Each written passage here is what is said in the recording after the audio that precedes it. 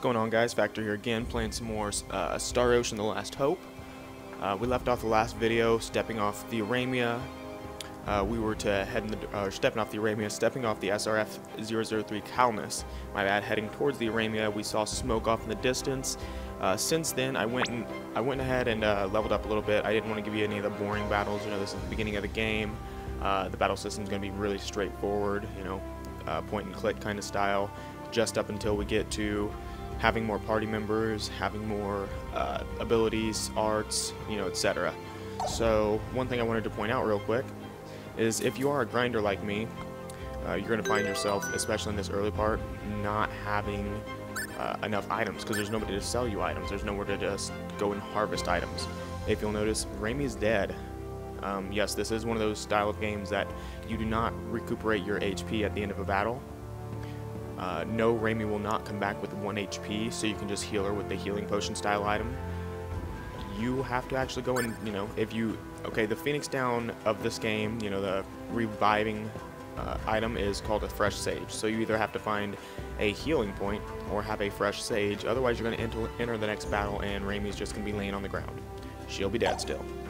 So for people like me that find themselves in that position because they wanted to go level up, I'm going to show you where you can go and take a little bit of rest. So you want to come aboard your Calnus. Now both these side doors are going to lead to the same place. And I believe your room is going to be the first one on the left here. This little question mark. Edge says he's wiped out. Let's take a little rest and...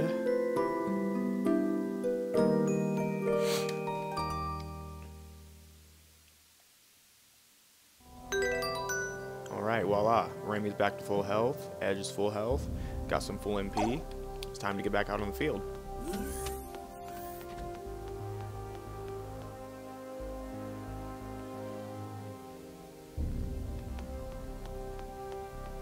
Alright, another thing I wanted to show you guys real quick. I'm basically in this video just going to show you some gaming mechanics. I'm not going to focus too much on the story on this one. You can, you know, just skip to the next video if you're familiar with this game enough to know all the mechanics. As you'll see, this harvest point did come back for us. We harvested that earlier on. I'm not sure if I caught that on video. So, okay, basically what these are, in-world harvest points. Now that one was actually called literally harvest, but there will be several ones, and each one is specifically built for a different character. You'll get a character later on that can mine things out of rock. As you saw there, Raimi can, you know, harvest or gather things. So on and so forth. When you get new characters, you'll see different harvest points and what they're doing, and eventually you'll come upon a character that can actually activate that harvest point and get things out of it. Another thing I want to talk about is your monster list. Let's go in here real quick. Collections, monsters. All right, so mine's gonna look way bigger than yours because this is my data from the last game. Okay. So what you're doing here is, every time you kill a certain monster, alright, if you see here, I've defeated 27, analyzed 81% of it. So every time I defeat another monster of this type, it'll throw it up on the board, I'll analyze them slightly more, and I'll finally unlock all there is to know about them until I get to 100%. Whereas if you come down here, down to like my 8% one, you know, items dropped. Well, I don't see anything under that because I just haven't killed enough of them to find out. Even if I've gotten an item drop off one of them, that does not mean that it's going to go onto the list to tell me what I can farm them for.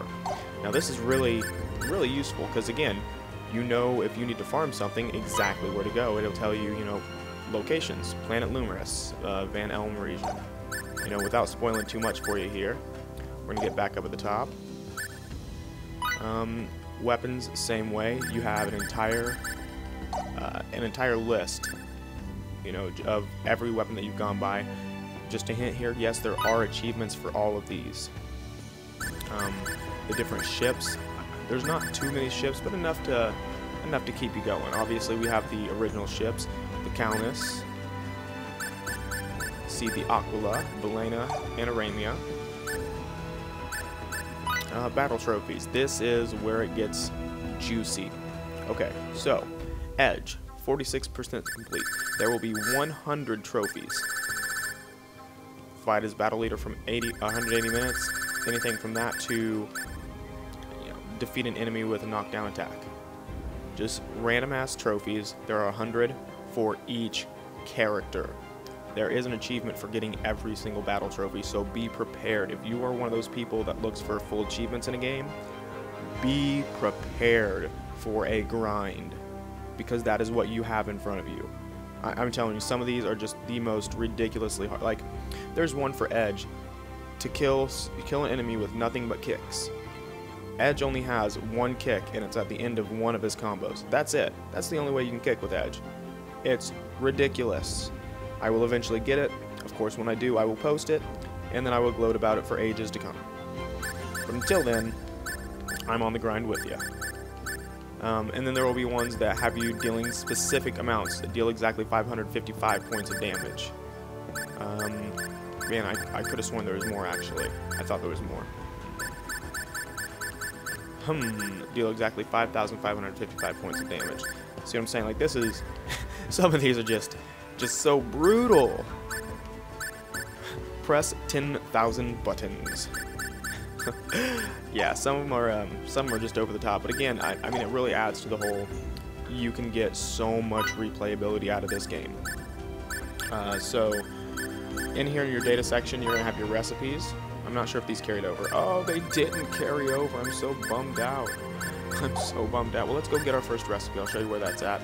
You have your synopsis, which shows you, obviously, you know, what you've gone through so far. It'll sum up the story. Quests, again, self-explanatory. We're not on any quests just as of yet, so it's not going to show anything in there.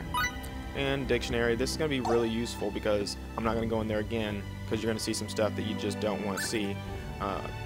Unless you're obviously, you know, not too worried about spoilers, but there's going to be a lot of stuff in there that they're going to refer to things, and you're going to be like, what are you talking about? I'm so lost. I don't know who you are. I don't know who I am. All kinds of crazy stuff's going on. Well, that dictionary is going to be your best friend, I assure you. So yeah, I think that's about all we're going to mess with in here. Oh, you know what? There is one last system I wanted to talk about. Let's go to our characters real quick. As you'll notice, under characters we have three things. We have status. That's obviously going to, you know, go over their level, their HP, all that good stuff, right? Their weapons and armors, yay. Okay, then we have our beat.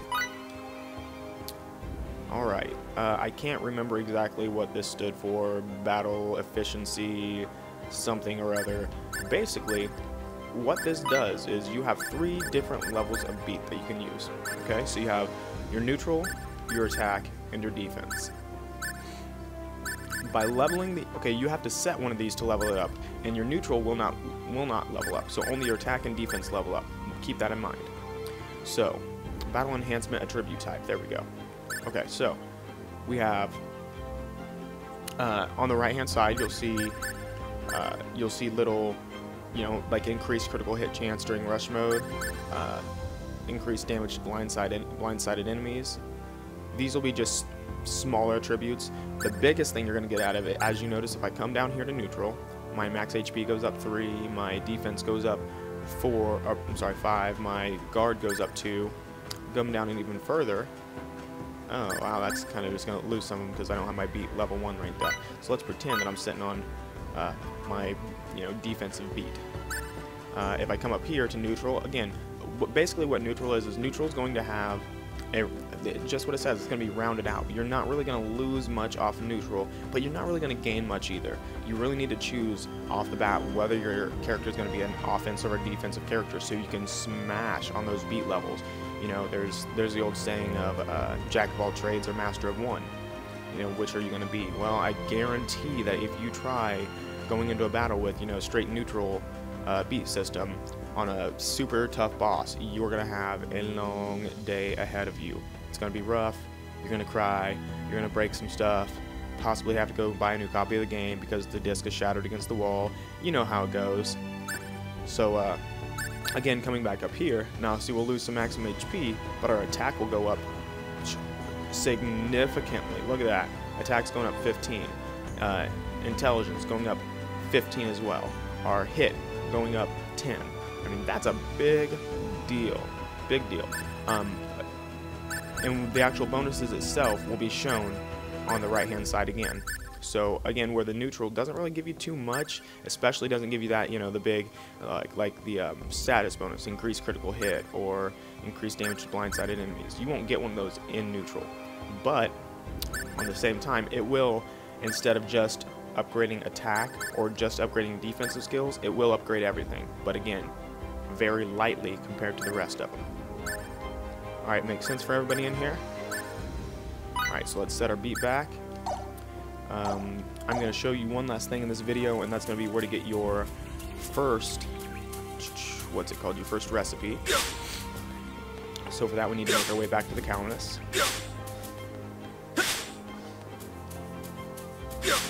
I must say I love this little jog feature. They're unlimited. You don't have to, you know, wait between them. Just boom, boom, boom. Helps you travel faster. Who doesn't like that, right? And you can use them basically anywhere you can run. Oh, I think I went too far. Yeah, I did. I was trying to go rest again. Alright, let's talk to this fool right here. I'm going to tell you a little bit of this, a little bit of that. Talking about Welch. Give you a recipe.